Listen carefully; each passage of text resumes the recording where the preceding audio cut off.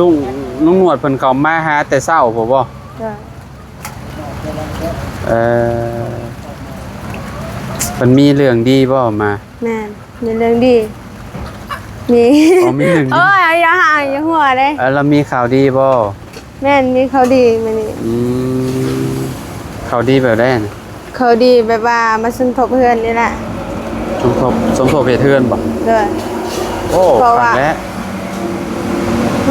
เท่าใดน่ะ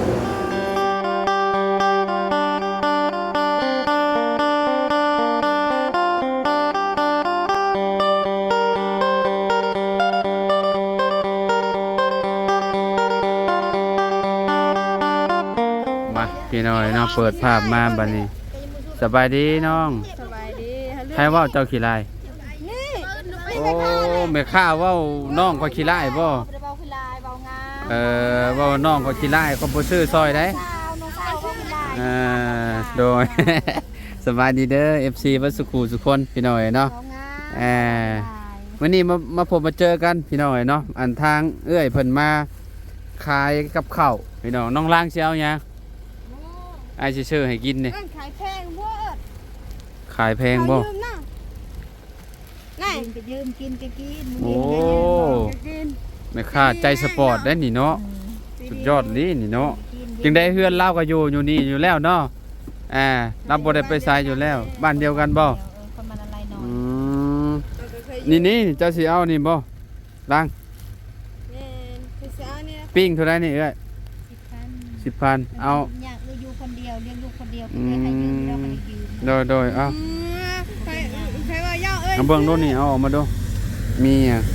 อันปิ้งเนี่ยล้อปิ้งตับ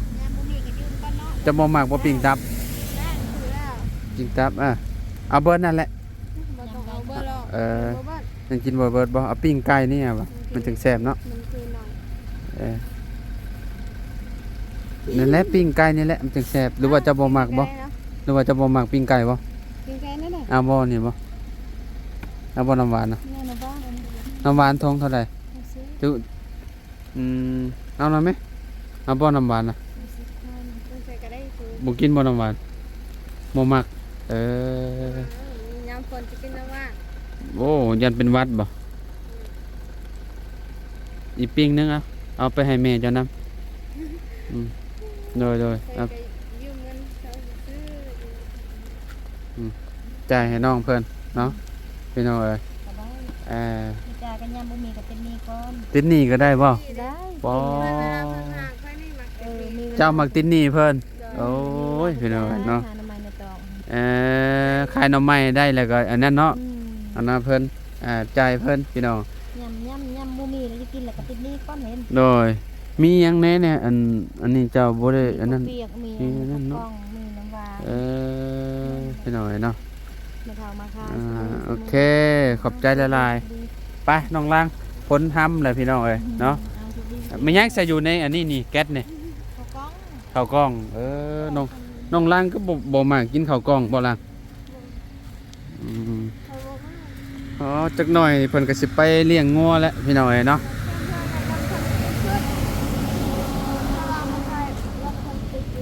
ฮะ ก็เลยบอกว่ามาทันเป็นชุดมาเชื่อแล้ว รถไผคา ติดอยู่นี่ ติดอยู่นี่รถใหญ่บ่รถจักรโอ้ยพี่น้อยเนาะยามนี้ต้องทำใจนี่แหละเนาะเวลาฝนตกมานี่แบบนี้เลยพี่น้อยเนาะเปื้อนขนาดพี่น้อยเนาะโอ้ยฝนนี่ก็ได้เนาะบ่ได้หยุดบ่ได้หย่อนไผไปหาหน่อไม้มาบัดนี้แม่บ่ได้ซำนี้บ่พี่น้อยเนาะพี่น้อยเนาะขออนุญาตเนี่ยเนาะน้องล่างพี่น้อยเนาะปอตโอ้ยจะขึ้นได้จะบ่เด้นี่เนาะ ไม่ได้ บ่ชงนอกเขาว่า กี่กับคนแล้ว เบิ่งรถพี่น้อยเนาะนี่นี่มาเบิ่งนำกันพี่น้องพุ่นน่ะเนาะโอ้แบบนี้เลยนี่เนาะล่างเนาะโอ้พี่น้อยโอ้ อ่าต้องได้ยู่แล้วนี่เนาะพุ่นนะโอ้พี่น้องเอ้ยโอ้เก่งเลยลาวโอ้ แพ่นั่นแม่อาจารย์ ได้อยู่เนาะมันยากอันเจ้ามันเหมือน พี่น้องเอ้ย ผมว่าอย่างนี้ก็ได้ครับ ฮะ เปียกหมดเลยขึ้นเฮือนมาได้ เจ้าขึ้นทางเฮือนบ่ได้จะเปียก ก็แบบว่าเล่นไปเลี้ยงหัว สิไปเลี้ยงงัวเลยบ่นี่เอ้าจักโมงล่ะสิไปเลี้ยงงัวล่ะ41โมงล่ะ ลุงหนวดว่าไป11 โมงลุงหนวดว่า ลุงหนวดว่าไป11โมง นั่น ลุงหนวดเพิ่นเข้ามาหาแต่เช้าพุ่นบ่ จ้ะ เพิ่นมีเรื่องดีบ่มา แม่นมีเรื่องดี มี อ๋อมีเรื่องดี โอ้ยอย่าห่างอย่าหัวเลย แล้วมีข่าวดีบ่ แม่นมีเขาดีมานี่ ข่าวดีแบบใดน่ะ เขาดีแบบว่ามาสมทบเพื่อนนี่แหละ สมทบเหตุเทือนบ่ เด้อ โอ้ เพราะว่า ฟังแล้วเท่าไหร่น่ะ ล้าน10 ล้าน 10 ล้าน เด้อมามอบด้วยกับมือเลย 10 ล้านกีบ สมทบเหตุเทือนน้องลังโอ้ คือยังบ่พอนะยังบ่พอได้สำนันเลย ยังเนาะค่าสร้างได้ซะค่าสร้างอันเบาจันได้เว้าหยังอยู่บ่ บ่ฮู้คือกันภาษา ตอนนี้มีเงินนำลงหนวดใน10 ล้าน เด้อ และทางเบาจันอีกเมื่อวานนี่ทางเบาจันเพิ่นก็มาแจ้งข่าวเพิ่มเติมเนาะ เด้อ เพิ่มเติมมันประมาณ6 ล้านเท่าใดก็จะว่า 6 ล้าน5แสนแม่นล่ะ เมื่อวานนี่บ่ มัน6 ล้าน5 แต่มื้อนี้อีกเนาะ อืม ก็เป็น16 ล้าน5แสนเนาะคันว่าลงหนวดมี10 ล้านเนาะ โดยลุงหนวดมี10 ล้าน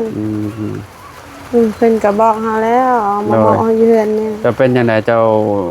ได้ยินข่าวดีได้รับข่าวดีตอนเช้าๆ แม่นบ่เฮารู้สึกค่อยว่า อ่ะ อย่าบอกตรงๆเลยได้ค่อยอยากให้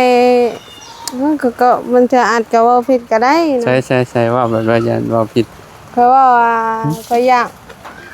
เห็นเฮือนนะ นี่แหละอยากเห็นเฮือนเลยได้ตอนนี้ได้แต่คือสิบ่ทันเนาะโดนอยู่ว่า บ่โดนดอก บ่ โดนดอก แบบว่าค่อยบ่รู้เลยว่า คือว่าถ้ารู้สึกเจ้าตัวนี้จะเป็นหยังแต่ค่อยเว้าแล้วดีใจแต่ว่าเพิ่นดีใจแล้วก็อยากเห็นเฮือนอีกเด้อยากมองอยากเบิ่งเฮือนว่าเป็นจังไดอยากเห็นเฮือนตัวเอง อ๋ออยากเห็นเพื่อนตัวเอง อยากเห็นเฮือนตัวเอง เพื่อนในอนาคต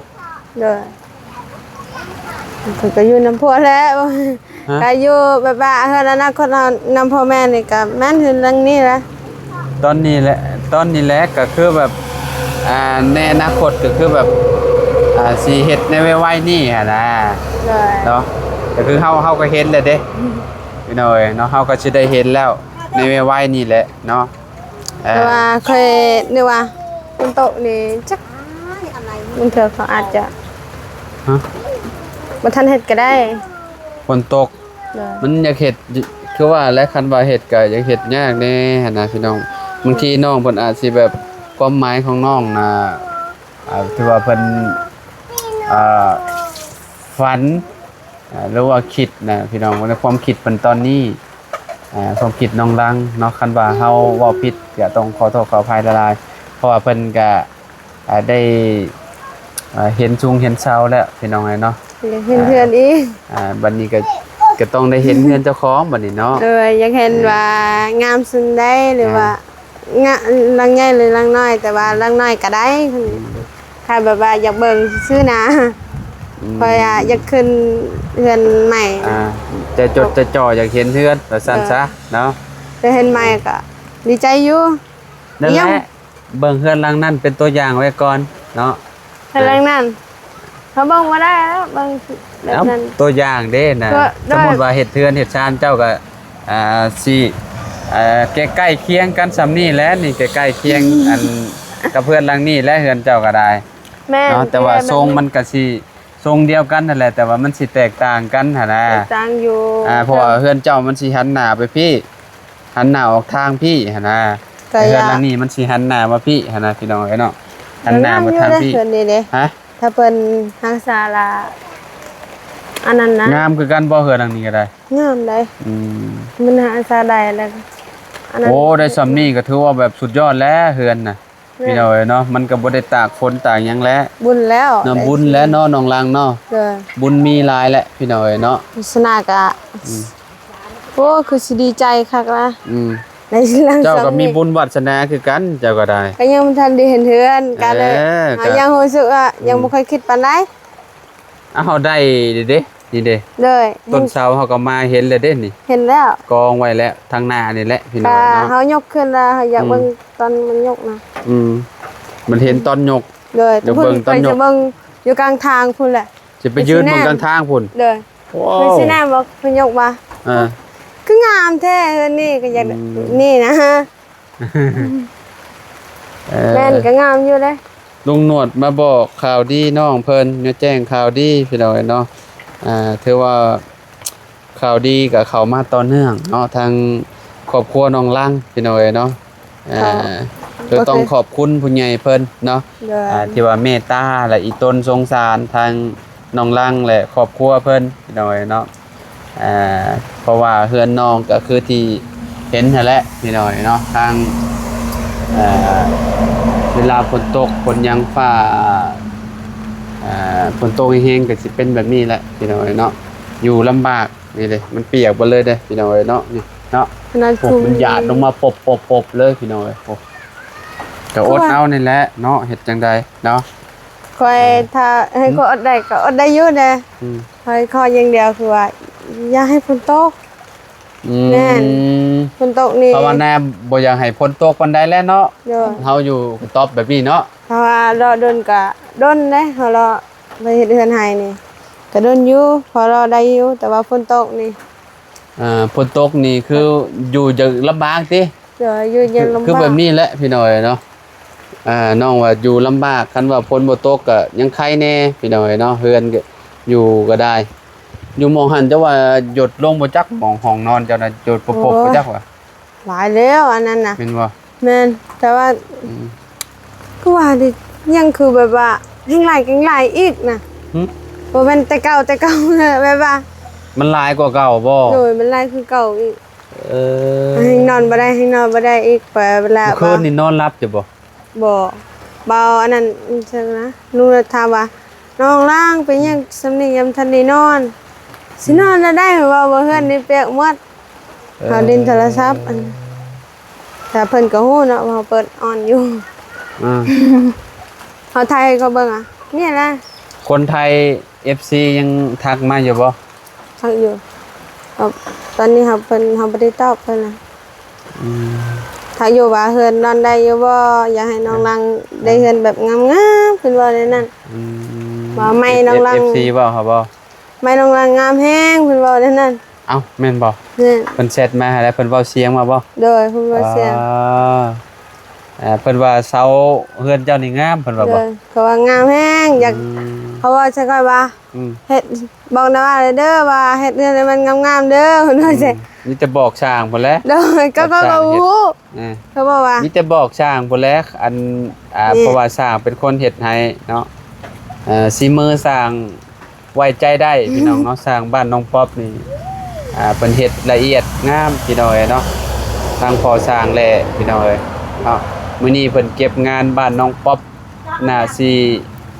คิดว่าน่าสิแล้วพี่น้อยเนาะเพราะว่ายังเหลืออยู่มีแต่ทาสีแล้วก็โบกเนาะโบกทางขึ้นบันไดให้แหละพี่น้อยเนาะเท่านั้นแหละนี่ก็จบข่าวบาดนี้เนาะต่อไปก็รอเฮือนน้องลังแล้วบาดนี้ลังต่อไปพี่น้อยเนาะ เพิ่นเคยว่าถ้าขึ้นเฮือนนี่ หึ จะเคยคิดว่าจะกินหยังบ่กินน้ำไหม้เนาะ เอาไว้ยังคือป้าก็ ไม่ยังก็บัด แซ่บได้ บัด หน่อ อยู่ ไม้ เพื่อนนี่บ่เลยนะใด ด้วย กินหน่อไม้บ่ ถ้าซึ่งเจ้าก็เห็นว่ามักแห้งนะ ซึ่งเจ้ามักแห้งกินหน่อไม้ มักอยู่กินหน่อไม้น่ะแบบว่ากินกับป่นกับหยังก็กินตลอดก็บ่ปานใดแล้วเพราะว่ามันพี่น้อยแพ้กระเพาะแห้งบางคนถ้าเป็นโรคกระเพาะนะกินหน่อไม้นะ บ่ได้ แบบว่าแม่นมันสิเฮ็ดให้จุกเสียบ แต่ว่าข่อยเป็นหยังคือมักกินหน่อไม้ บ่ฮู้คือกันแหละเพราะว่าจุบเจ้ากินตลอดติ ครับ หรือว่าแนวใด ก็กินตลอดแหละก็บ่เห็นมันแซ่บก็กินเลย เพราะว่าเขตจุบเจ้ายามหน่อไม้แล้วมันหน่อไม้หลาย นั่น เบิดเนาะไปหาของมื้อก็ได้ของมื้อ นั่น มื้อหนึงกิน3คาบก็ได้ สำคำ กิน3เทื่อก็ได้แม่นแล้ววะเช้าตอนเที่ยงตอนแลงได้ ได้เบิด ได้สิกินยำไหนก็ได้เบิดแม่นะ เอาถ้าบ่มีอาหารเด้ ก็บ่มีให้ก็กินผักนั่นแหละผักอยู่เฮือนก็มีหลายเฮือนค่อยมีหลาย ผักคะ ทุกชนิดแหละ ผักคะหรือว่าผักเน่าบ่ผักเน่าบ่ ผักเน่า หรือว่าสะอมมาแหละพี่น้องอยู่ฝั่งไทยเป็นยี่ห้อสะอ โน่ มอยู่ฝั่งนั่นน่ะที่ดินผู้ใหญ่เพิ่นแลกกันกับมีหยังอ้ายผมขาวบ่ ผู้หงอก นั่นแหละผมเงาะเขาแหละพี่น้องเนาะดูเลยต้นผักคะอยู่ในหันโอ้ยหลายพี่น้องเนาะเต็มอยู่สมมุติว่าทีมงานได้มาอยู่หมองนี้ก็คักแล้วพี่น้องเนาะสบายผักหญ้าขาขิงกินเลยเอาน้องลังเนาะมาขอน้ำน้องลังนี่ก็ได้นี่ผักเฮือน พ เรา อดิ เต็มอยู่พี่น้องนี่เด้หมองนี้เนี่ยมันจะเป็นผักยอดบักบวบแล้วก็ยอดบักอึ แกงหน่อไม้นี่บ่ต้องยากแล้วหาหยังก็ได้เบิด นี่เด้อยากต้มไก่กะหัวจิงไข่นี่เต็มอยู่เบิด ได้ เนาะน้องเนาะ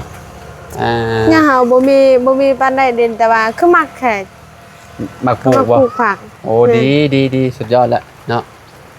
ทำให้ เจ้ามัก ดิน ปลูกพังแม่นบ่ ปลูกผักบ่แม่นปลูกผัง กระทึกแหละปลูกพังเด้ปลูกพังนั่นพังนี่เด้อย่างเช่น แม่น พวก ถือแล้ว อย่างเช่น อย่างเช่นพวกนี่เด้พวก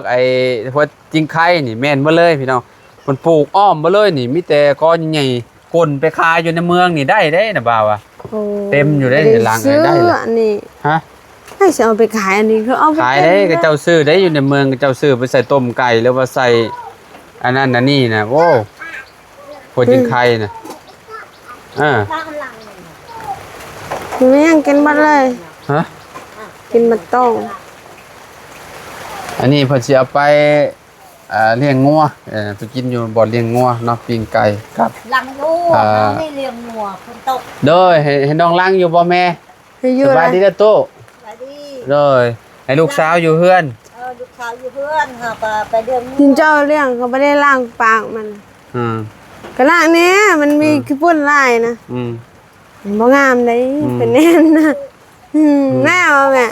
แม่ตู้ล้างปากให้น้องงัวเลยเด้อลูกสาวบอกแหละต้องล้างเลยเนาะ มันเป็นมีพยาธิ แม่นเป็นความน้องเพิ่นนั่นแหละล้างปากให้เพิ่นน้ำ ก็เคยให้แล้ววัวอันหนึงนะเสียบไปย้อนแบบนั้นแหละ มันยันมันปากมันเปื่อยเนาะ เดี๋ยวไปเบิ่งก็ได้ตอนนี้ก็ยังอยู่ เอาพี่น้อยเนาะน้องเพิ่นก็อยากไปเลี้ยงงัวว่าซั่นเนาะทางแม่ว่าแม่สิไปแทนดอกมื้อนี้ ไปทันละวันนี้คือยืนก็จะมากับบ่มีใครมาก็ได้วันนี้มีบ่คน มี มา มีเบิดมีแท้ ตัวได้ มีหะเด้น่ะบ่าวก็มากับบ่าวบุญน่ะบุญสารวัตรน่ะจักหน่อยนี่บ่าวหญ้าบ่าวตูนบ่าวไล่ เอาตัวแล้วเฮาฮอด4 โมงทางก็บ่ บ่ มา ตัวไปสิตัว แล้วค่อยก็สิได้แล้วเขาบ่ได้ไปเลี้ยงงัว โอ้ยบ่มีไผตัวดอก เจ้าก็จะเข้ามาหาเจ้าคือเก่าหั่นแหละเนาะน้องเพิ่นน่ะ ในใจเพิ่นน่ะเพิ่นแบบพุ่นแหละอยู่บ่อนเลี้ยงงัวพุ่นแหละพี่น้อยเนาะแน่นี่เพิ่นยังกาเกียมไว้เลยพี่น้อยเนาะว่าสิไปหางัวบ่าวจันเพิ่นมาหาแล้วบ่ ย่า มีแต่ลุงหนวดเนี่ยบ่มันนี่นะ3คนแล้วเนาะป้าบุญคอยแล้วก็ลุงหนวดเนาะ สาม อ่ะ เดียว ข้าวเช้ากินแล้ว กินแต่ข้าวสาวถึงยังทันได้ ได้ กิน ได้หยังกิน กินไข่ต้มนี่เลย ไข่ต้มเนาะบัดนี้ข้าวเที่ยงนี่กินประมาณ 3-4 โมงเนาะ เดี๋ยวมันนั่นนะ อืมไปซะพี่น้องเอ้ยเนาะขอโตแล้วเนาะจังใดก็ดีใจนำน้องลางเพิ่นเนาะทางน้องเพิ่นก็ใจจดใจจ่อเรื่องเฮือนเพิ่นพี่น้องเนาะเพิ่นว่าก็อยากเห็นและเพิ่นว่าอดใจรออีก ไม่ยังทันได้ เด้อ ครบ ไม่ยังบ่ได้ครบเนาะค่าสร้างก็ต้องรอถามเบาจันอีกเทื่อนึงว่าสิจังใดพี่น้องเอ้ยเนาะทางเพิ่นสิมีข่าวดีหรือบ่หรือว่าจังใดเนาะอันนี้ก็รุ่นต่อไปพี่น้องทางครอบครัวน้องลางเพิ่นเนาะเพราะว่าค่าสูงค่าสร้างนี่ก็ค่อนข้างสิเติบหนึงอยู่เนาะแล้วก็ค่าไม้อุปกรณ์นี่แหละพี่น้องเอ้ยเนาะประมาณ20ปลายล้านบ่ได้พี่น้องซื้อก็ได้เนาะบ่ได้ถึกๆได้พี่น้องเอ้ยเนาะถ้ารุ่นนำกันอีกเทื่อนึงอ้ายดีใจนำเด้อลังเด้อ เลย ขอบคุณผู้ใหญ่เพิ่นเป็นแล้วบ่ล่ะผมมื้อนี่ ยัง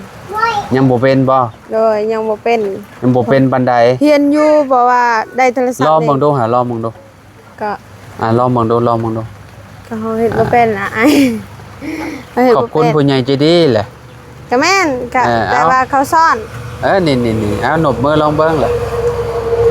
แบบแบบนี้ โอเค ขอบคุณผู้ใหญ่ใจดี ขอบคุณผู้ใหญ่ใจดี ที่ซอยน้องลัง ซอยน้องล่าง เฮ็ดเฮือนเฮ็ดซานเด้อ เฮือนพิซานเด้อ ให้ผู้ใหญ่ใจดี ผู้ใหญ่ใจดี อยู่ดีมีแห้ง อยู่ดีมีแห้ง ความเจ็บบ่ให้ได้ เจ็บบ่ให้ได้ ความไข้บ่ให้มี ใจไม่มี ปรารถนาสิ่งใด สิ่งใดก็บ่ ขอให้ได้สิ่งนั้นเด้อ ว่าได้สิ่งนั้นเด้อ สาธุร่ำ การ รวย รู้ พวก เรา เรา ก็แบบว่า หืม แบบนี้น่ะบอกก็บ่ค่อยเป็นปานใดเฮาเว้าก็แบบมันคือเฮาคือกันแล้วเฮาก็เวลาเขาสอนเราก็ยังคิดอยู่เพิ่นยังคิดก่อนแม่นเพิ่นยังคิดก่อน เจ้าคล้ายๆคือน้องน้อย น้อยหยัง น้องน้อยพูดอยู่บ้านบ้านหยังเนาะบ้านนาแพกพุ่นคล้ายๆคือกันเลยพี่น้อยน้อง ถ้าเป็น ลัง ญาติพี่น้องข่อยนี่ก็หน้าแบบว่าคือกันบ่เลย บ่เว้าแบบว่าเพิ่นอยากแบบอันเรื่องขอบคุณนี่เพิ่นยังบ่ปานใดเด้พี่น้อยเนาะ แบบนี่เหรอ วันนี้ก็มีแต่อันน่ะเฮียนเอาเนาะ เด้อ โอเคนะบ่าวไปป้าแล้วอยู่ดีมีแฮงพอกันใหม่ล่ะอ้าว เด้อ สบายดีน้องลังเด้ สบายดี อพี่น้องเอ้ยเนาะ